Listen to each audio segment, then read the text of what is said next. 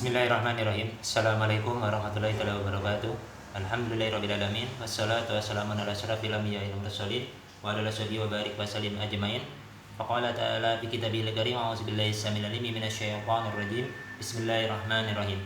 Ya ayyuhalladzina amanu kutiba alaikumus syiyamu kama kutiba alal ladzina min qablikum la'allakum tattaqun. Shadaqallahul azim. Teman-teman, saudara-saudariku, kaum muslimin dan muslimah dimanapun berada, kembali pada kesempatan di pagi hari ini saya menyapa dan mendoakan mudah-mudahan kita semua masih diberikan limpahan rahmat Allah SWT dan juga limpahan maghfirahnya, serta mudah-mudahan juga jika tidak keliru hari ini kita telah memasuki hari ke-26 ya, 26 atau 27 daripada kalender Syaban. 27 Syaban tahun 1446 Hijrah, artinya kurang lebih 2 atau 3 hari lagi akan mengakhiri bulan Syaban ini kita secara bersama, dan juga akan memasuki bulan Ramadan tentunya. Jika tidak keliru nanti kita akan sahur sekitar di malam Sabtu ya, tinggal menunggu keputusan dari pada pemerintah nanti terkait penetapan 1 Ramadan. Namun untuk terlepas daripada itu semuanya, kita juga perlu mempersiapkan persiapan ya, selain daripada persiapan yang zahir, mungkin berupa asupan ya, makanan yang akan juga mensupport tubuh kita ketika kita berpuasa nanti di bulan Ramadan. Terlebih daripada itu juga kita membutuhkan support energi berupa asupan rohani yang juga menguatkan ruh kita, karena sifat daripada makan ruh itu sendiri tidak sama dengan sifat yang dikonsumsi oleh tubuh kita. Jasad kita membutuhkan makanan-makanan yang memang terlihat, seperti misalnya dari karbo ada nasi, ada ubi-ubian, dan daripada sayur-sayuran yang lainnya.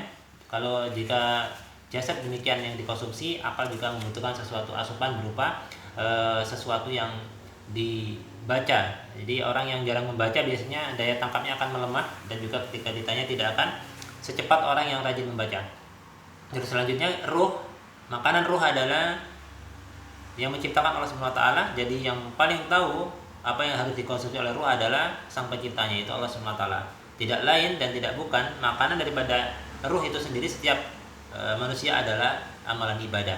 Jadi ketika kita merasa kekurangan atau merasa rohani kita hampa, lalu kita memakan nasi dengan sayur lauk pauknya, itu tidak akan bisa mengobati kelemahan ruh kita, karena ruh ini makanannya berbeda dengan jasad atau fisik kita. Nah, pada kesempatan kali ini kembali melanjutkan pembahasan di Kitabus Shiyam dalam kitab Sunan Ibnu Majah ini di halaman 185.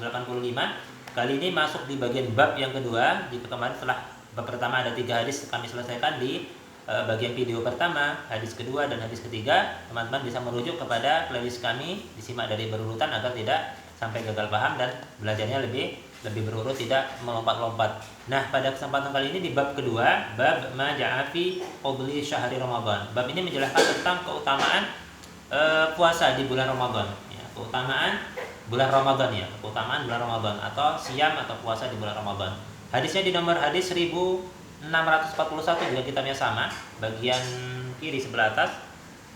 Diriwayatkan hadis ini oleh Abi Salamah radhiyallahu anhu an Abi Hurairah, dari Abu Hurairah anhu qala, Abu Hurairah berkata, qala Rasulullah sallallahu alaihi wasallam, Rasulullah sallallahu alaihi wasallam pernah bersabda, man shoma Ramadhana, siapa yang merasa memiliki keimanan, baik dia tua, muda ataupun kecil ataupun dewasa, mau dia kaya, mau dia miskin, yang melakukan puasa di bulan Ramadan, man shoma Ramadhana imanan wa ihtisaban, dengan keimanan dan juga dengan perhitungan, menghisap kesalahan-kesalahan yang terjadi di masa lampau, menyesalinya, beristighfar kepada Allah, berharap dengan puasa itu yang disertai dengan keimanan Allah memberikan ganjaran berupa pengampunan dosa-dosa yang telah lalu. Maka ghufira lahu ma taqaddama min zambi. Jadi diampunilah segala dosa-dosanya yang telah lalu. Nah, ini ulama berbeda pendapat ya. Ulama ada beberapa pendapat. Yang pertama adalah semua dosa, baik dosa kecil ataupun dosa besar yang telah lalu, jika kita menyesalinya saat kita melakukan puasa atau siam di bulan Ramadan, dan juga nanti keutamaan ketika qiyam, sholat malam di bulan Ramadan, memiliki keutamaan yang sama. Namun pendapat yang kedua menyatakan yang dimaksud adalah dosa-dosa kecil yang telah kita lakukan di masa lampau, mungkin dilakukan secara tidak sengaja. Kalau sengaja kan cukup aneh ya, sengaja melakukan dosa. Nah, namun dosa besar sendiri juga bisa diampuni dengan mudah, insya Allah, di bulan Ramadan ini ketika sang pelakunya menyadari kesalahan tersebut. Ya, setidaknya ada 3 syarat kan ketika orang melakukan dosa besar lalu ingin bertobat. Pada video berikut sebelumnya telah kami bahas sedikit ya, kami berikan kisi-kisi sentuhannya bagaimana ketika kita melakukan dosa besar dan ingin berhenti daripada perbuatan dosa tersebut. Nah, ini teman-teman yang bisa saya sampaikan pada kesempatan kali ini hadisnya sahih di kitab Imam Al-Bukhari juga meriwayatkan dalam sahihnya di nomor hadis 38, dan Imam Muslim juga meriwayatkan di nomor hadis 759. Nah, jadi muttafaqun alaih, hadisnya sangat kuat ya. Man shoma ramadhana imanan wa ihtisaban. Jadi kalau kita berpuasa di bulan Ramadan itu, siapapun kita, walaupun kita imannya lemah, imannya dekat, menengah, ataupun kita sangat kuat imannya, maka diperlakukan sama Allah Subhanahu wa taala. Jika sungguh-sungguh dengan keimanan dan dengan ihtisaban, ihtisab mengkoreksi segala dosa-dosa yang telah lalu dari lisan, dari mata, dan dari telinga, maka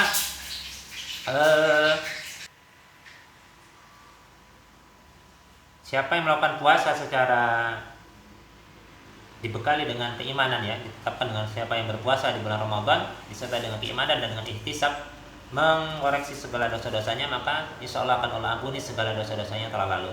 Jadi siapa yang tidak bergembira dengan kabar ini, maka patut diduga atau patut dipertanyakan tingkat keimanannya.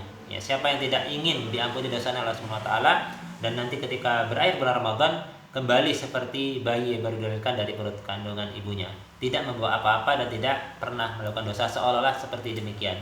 Dan nanti ada juga amalan penyempurna di akhir-akhir Ramadan atau pertengahan Ramadan, itu akan bisa membersihkan kemungkinan terjadi amalia salah ketika kita melakukan puasa di bulan Ramadan tersebut, dan insya Allah juga akan menguatkan amalan-amalan yang telah kita lakukan dari mulai awal Ramadan hingga akhir Ramadan nanti. Ini saja teman-teman yang bisa saya sampaikan, dan nanti insya Allah akan kita sambung lagi pembahasan di bab keutamaan bulan Ramadan atau puasa di bulan Ramadan ini. Ada pintu-pintu yang dibuka, ada pintu-pintu yang ditutup, dan setan akan dibelenggu. Bagaimana penjelasan tentang itu? Benarkah setan dibelenggu secara hakiki atau hanya secara majasi saja? Ya kan, hanya kiasan saja? Akan kita lanjutkan pembahasannya dalam video berikutnya. Assalamualaikum warahmatullahi wabarakatuh.